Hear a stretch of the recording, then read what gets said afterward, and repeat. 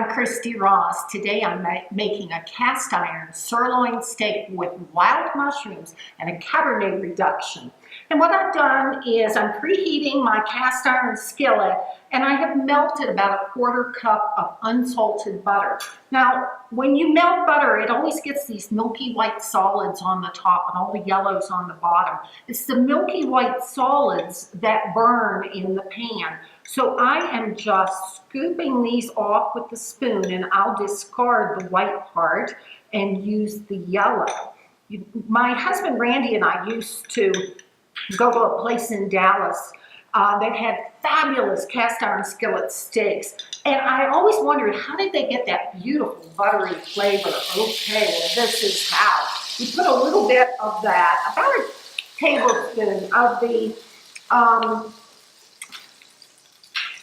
clarified butter in the skillet, and then you add your steak. And I'm just going to add just a little more salt to the steak, just a little kosher salt, and put that right into the skillet.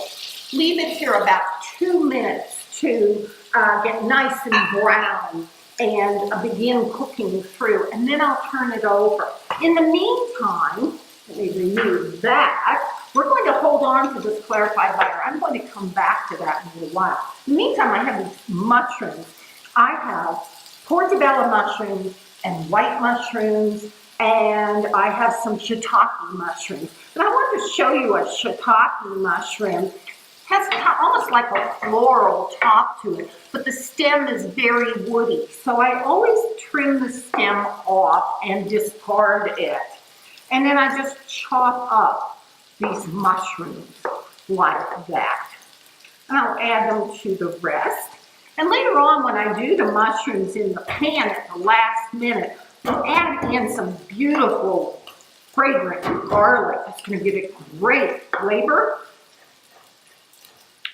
Turn up my heat just a little bit there. So I'm just chopping up my garlic.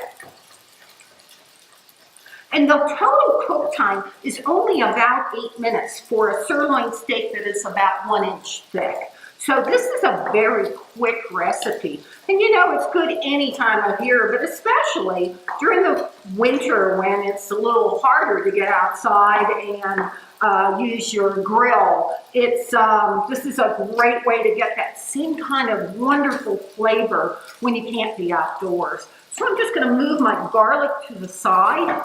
I also will use a little fresh parsley at the end, and so I'm chopping up my parsley too. Now the thing about the clarified butter, it also gives a beautiful brown color to the steak. So not only do you have terrific flavor, but you got beautiful, beautiful color. So let's see what's happening with this steak. Ooh, look at that. Okay, so this guy's ready to flip over. I'm going to add just a little more clarified butter to the skillet. Maybe just a little more. There we go. Okay, and we'll let it continue to cook on the other side. So I will flip it 2 additional times for a total of 2 minutes on each side, and each side twice, and that'll get to 8 minutes. Now when this steak is almost done, I'll just move it to the side, or I can remove it if I have enough time to let it finish, and I'll just remove it to another platter. But then I add all the mushrooms in. Whoa, beautiful. But first I'm going to deglaze the pan with a little wine, a little Cabernet, and some beef stock, equal portions of the two. Beautiful. Let that start to reduce a little bit.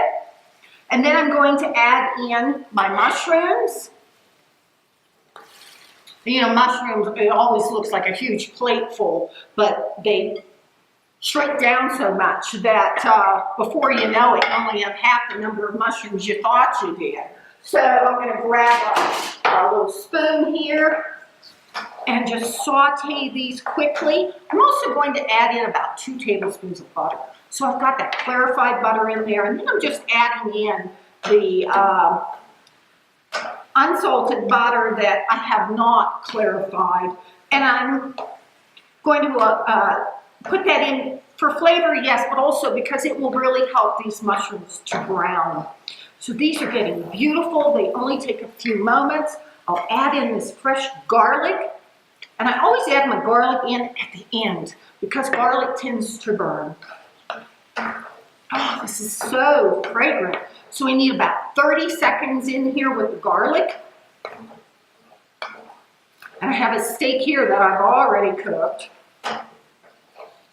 Oh, this is gorgeous. Add some fresh parsley to this.